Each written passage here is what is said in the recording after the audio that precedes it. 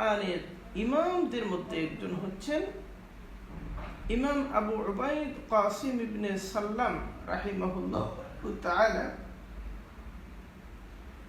এবং রাইসুল মুফাসসিরিন ইমাম আবু জাফর তাবারি রাহিমাহুল্লাহু তাআলা এবং আবু হাতিম সিজিস্তানি রাহিমাহুল্লাহু তাআলা সহ শীর্ষস্থানীয় আইম্মাতু উলুমিল কোরআন যারা, তারা কিরাআতুল কোরআন নিয়ে আলোচনা করেছেন এবং তারা দেখিয়েছেন যে কিরাআতের কেবলমাত্র 7 স্বীকৃত পদ্ধতি, 7 স্বীকৃত কিরাআত বিষয়টা তা না, বরং সেগুলো আরো বেশি, এর পরিমাণটা আরো বেশি, সেটা তারা দেখিয়েছেন। এবং বেশিরভাগ আলিম এ বিষয়ে একমত যে বিখ্যাত 7 কিরাআতের বাইরে আরো 3টা নির্ভুল কিরাআত সন্দেহাতীত ধারাবাহিকতার মাধ্যমে প্রমাণিত। তবে এই 7-এর সাথে 3 মিলিয়ে এই যে 10 কিরাআত, এর বাইরে অন্য যে কিরাআতগুলো তাকে শায হিসেবে বিবেচনা করা হয়, শায তথা বিরল হিসেবে বিবেচনা করা হয়। আল্লামা ইবনুল জাযারি রাহিমাহুল্লাহু তাআলা 10 কিরাআতের গ্রহণযোগ্যতা প্রমাণ করেছেন। ইমাম জুরকানি রাহিমাহুল্লাহু তাআলা বলেন যে গবেষণা এবং তাতাব্বুর তথা অনুসন্ধানের মাধ্যমে প্রমাণ হয়েছে যে 10 কিরাআতের সবগুলো হচ্ছে মুতাওয়াতির, সবগুলো নির্ভুল ধারাবাহিকতার মাধ্যমে প্রমাণিত। আল্লামা ইবনে সুবকি রাহিমাহুল্লাহু তাআলা, ইবনুল জাযারি রাহিমাহুল্লাহু তাআলা, ইমাম নুয়াইরি রাহিমাহুল্লাহু তাআলার মতো গবেষকরা এই বিষয়টাকে প্রমাণ করেছেন এবং এই বিষয়টা স্পষ্ট করেছেন, এই মতামতে এসে উপনীত হয়েছেন। এই বিষয়ে বিস্তর আলোকপাতের জন্য মানাহিলুল ইরফান ফি উলুমিল কোরআন খণ্ড 1 পৃষ্ঠা 440-41 থেকে নিয়ে দেখা যেতে পারে। আবার সাফহাতুন ফি উলুমিল কিরাআত তার পৃষ্ঠা 69 থেকে 71 পর্যন্ত আলোচনাগুলো দেখা যেতে পারে।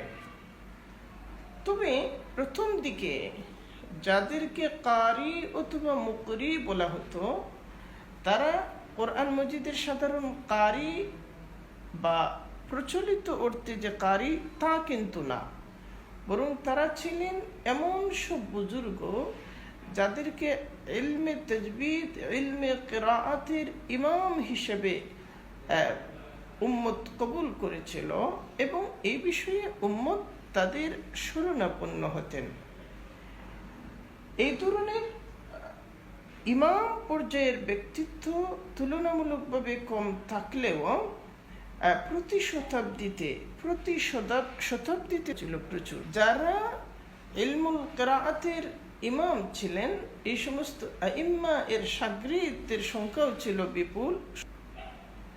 একজন বিখ্যাত আলেম আবু বকর ইবনে মুজাহিদ আল বাগদাদি রাহিমাহুল্লাহু তাআলা, তার একটা বিখ্যাত কিতাব কিতাবুস সাবআহ ফিল কিরাআত। ইবনে মুজাহিদ রাহিমাহুল্লাহু তাআলার সময়কাল হচ্ছে 245 থেকে 324 পর্যন্ত।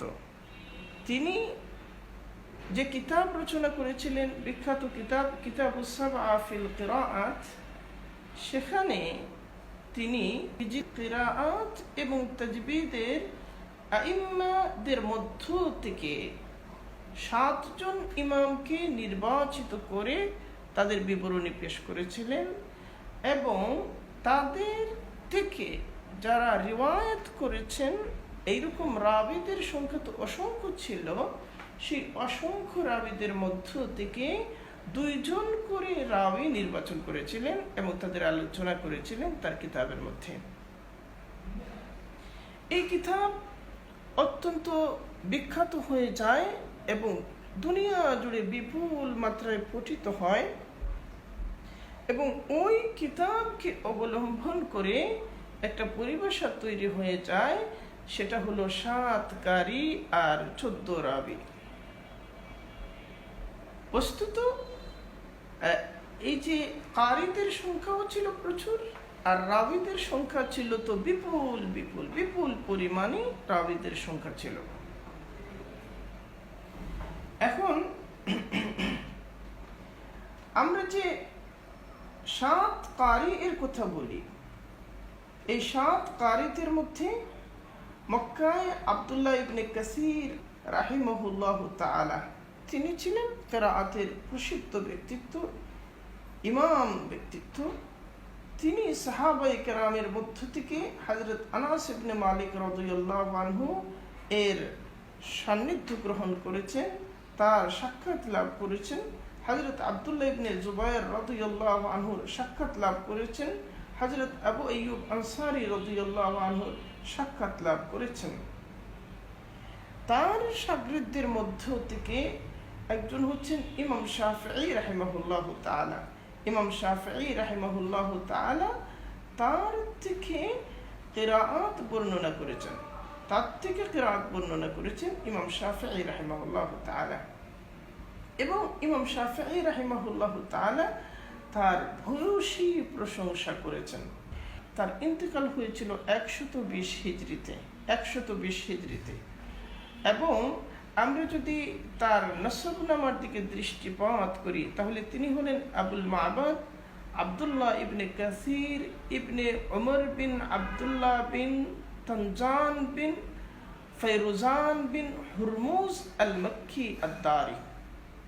তার জন্ম হয়েছিল মক্কা, পবিত্র মক্কার ভূমিতে 45 হিজরিতে জন্ম, মানে সাহাবায়ে কেরামের ভরপুর জামানা তিনি লাভ করেছিলেন এবং তিনি দুনিয়া থেকে বিদায় নিয়েছিলেন 120 হিজরিতে। এবং ওই যে আব্দুল্লাহ ইবনে কাসির রাহিমাহুল্লাহ তাআলা, তার দুইজন বিখ্যাত রাবি হলেন, একজন হলেন আবুল হাসান আহমদ বিন মুহাম্মদ আল বাজ্জি রাহিমাহুল্লাহ তাআলা। তিনি ছিলেন মসজিদে হারাম শরীফের মুয়াজ্জিন ছিলেন। তার জন্ম হয়েছিল 170 হিজরিতে এবং তিনি দুনিয়া থেকে বিদায় হয়েছিলেন 250 হিজরিতে। তার আরেকজন রাবি ছিলেন তার শাগিরদ, যার নাম হলো কুম্বুল। তার পুরা নাম হলো আবু আমর মুহাম্মদ বিন আব্দুর রহমান আল মখজুমি রাহিমাহুল্লাহ তাআলা। তিনি জন্মগ্রহণ করেছিলেন 195 হিজরিতে। এবং এই যে আহমদ আল বাজ্জি রাহিমাহুল্লাহ তাআলা, মুহাম্মদ ইবনে আব্দুর রহমান কুম্বুল রাহিমাহুল্লাহ তাআলা, তারা আব্দুল্লাহ ইবনে কাসির রাহিমাহুল্লাহ তাআলার কাছে কিরাআতের সনদ অর্জন করেছেন, কিরাআত পড়েছেন। আর তাদের সনদ আব্দুল্লাহ ইবনে কাসির রাহিমাহুল্লাহ তাআলা হয়ে আবু সায়েব আব্দুল্লাহ ইবনে সায়েবের সূত্রে হযরত উমর ইবনে খাত্তাব রাদিয়াল্লাহু আনহুর মধ্যস্থতায় রাসূল পাক সাল্লাল্লাহু আলাইহি ওয়াসাল্লাম পর্যন্ত উপনীত হয়। তাহলে আমরা পাচ্ছি যে মক্কার মধ্যে কিরাআতের ইমাম হিসেবে যিনি অগ্রগণ্য ছিলেন, তিনি হলেন হযরত আব্দুল্লাহ ইবনে কাসির আদ-দারি রাহিমাহুল্লাহ তাআলা। তারপরে আমরা যদি মদিনা মুনাওয়ারার দিকে দৃষ্টিপাত করি, মদিনা মুনাওয়ারার মধ্যে প্রচলিত ছিল হযরত নাফি ইবনে আব্দুর রহমান ইবনে আবি নুআইম রাহিমাহুল্লাহ তাআলা এর কিরাত।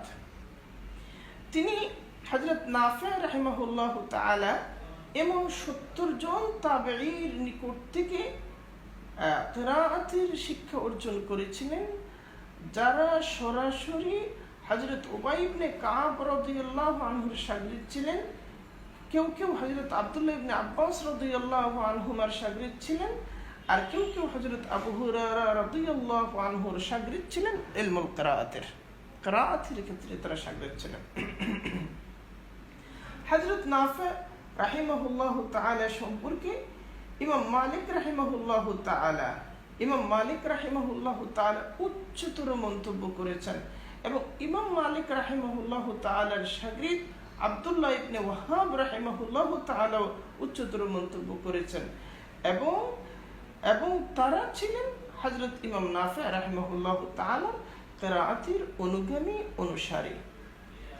তার বংশ লতিকা হচ্ছে আবু আব্দুর রহমান নাফি বিন আব্দুর রহমান বিন আবি নুআইম বিন শুউব আল-লাইসি রাহিমাহুল্লাহ তাআলা। ইসফাহান ছিল তার পূর্বপুরুষদের বাসস্থান। তার পূর্বপুরুষরা সেখান থেকে মদিনা মুনাওয়ারার দিকে যাত্রা করেছিলেন, সেখানে এসে তারা অবস্থান গ্রহণ করেছিলেন। হযরত নাফি রাহিমাহুল্লাহ তাআলার জন্ম হয়েছিল 70 হিজরিতে। তার গায়ের রং ছিল কালো, কালো গায়ের রং ছিল। কিরাআতের বিভিন্ন ধারার তিনি ছিলেন বিশেষজ্ঞ ব্যক্তিত্ব, এবং তিনি 70 বছর যাবৎ মদিনা মুনাওয়ারার মধ্যে ইলমুল কিরাআতের শিক্ষাদান করেন। ইমাম নাফি রাহিমাহুল্লাহ তাআলা আল্লাহ সুবহানাহু ওয়া তাআলা তাকে অনেক কিরামত দান করেছিলেন, অনেক কিরামত ছিল তার, এবং তার জবান থেকে মিশকে আম্বরের সুগন্ধি বের হতো। হযরত নাফি রাহিমাহুল্লাহ তাআলা বলেন, আমি একদিন দেখলাম স্বপ্নে নবী পাক সাল্লাল্লাহু আলাইহি ওয়াসাল্লাম তার পবিত্র জবান থেকে আমার মুখের ভিতরে কোরআন মাজিদ তেলাওয়াত করতেছেন, আর সেদিন থেকে আমার মুখের মধ্যে এই সুগন্ধি শুরু হয়ে গেল। যখনই আমি কথা বলি বা যখনই আমি তেলাওয়াত করি, তখনই আমার জবান থেকে এইভাবে সুগন্ধি ছড়াতে থাকে, এবং সবাই লক্ষ্য করতো যে সুগন্ধি ছড়াচ্ছে, জানতো না যে কারণটা কি। হযরত নাফি মাদানী রাহিমাহুল্লাহ তাআলা এই কারণটা সবাইকে জানিয়ে দিয়েছিলেন। নাফি রাহিমাহুল্লাহ তাআলা কানে ভালোভাবে শুনতেন না, কিন্তু কোরআন মাজিদের তেলাওয়াত খুব ভালোভাবে শুনতে পারতেন। এমনি সাধারণ কথাবার্তা সেটা শুনছেন না, কিন্তু আল্লাহ তাআলার কোনো বান্দা যখন কোরআন মাজিদ তেলাওয়াত করছেন, তখন নাফি রাহিমাহুল্লাহ তাআলা তা ভালোভাবে শুনতে পারতেন। নাফি রাহিমাহুল্লাহ তাআলা যারা শিক্ষক, তাদের মধ্যে হযরত আব্দুর রহমান বিন হুরমুজ আল-আরাজ রাদিয়াল্লাহু আনহু, আবু জাফর ইয়াজিদ ইবনে কাকা, শাইবা বিন নাসাহ, মুসলিম বিন জুলদুব আল-হুজালি, ইয়াজিদ বিন রুমান রাদিয়াল্লাহু আনহুম আজমাইন, এই সমস্ত শীর্ষস্থানীয় তাবেঈন, তাদের থেকে হযরত নাফি রাহিমাহুল্লাহ তাআলা ইলমুল কিরাআত অর্জন করেছেন। শীর্ষস্থানীয় তাবেঈন কুররা, তাদের থেকে তিনি অর্জন করেছেন। আবার তার থেকে অর্জন করেছেন যারা, তাদের মধ্যে হযরত আবু বকর বিন আবি ওয়াইস রাহিমাহুল্লাহ তাআলা, হযরত ইসহাক বিন মুহাম্মদ রাহিমাহুল্লাহ তাআলা, হযরত ইসমাঈল বিন জাফর রাহিমাহুল্লাহ তাআলা, হযরত মুহাম্মদ বিন উমর ওয়াকিদি রাহিমাহুল্লাহ তাআলা, হযরত ইয়াকুব বিন ইব্রাহিম রাহিমাহুল্লাহ তাআলা অন্যতম। শত জন তার থেকে সনদ অর্জন করেছেন, এবং তারা ইলমুল কিরাআতের শীর্ষস্থানীয় ব্যক্তিত্ব হিসেবে স্বীকৃত হয়েছিলেন। তো তার থেকে রাবীদের মধ্যে শীর্ষস্থানীয় যে দুইজন শীর্ষস্থানীয়, তাদের একজন হলেন ইমাম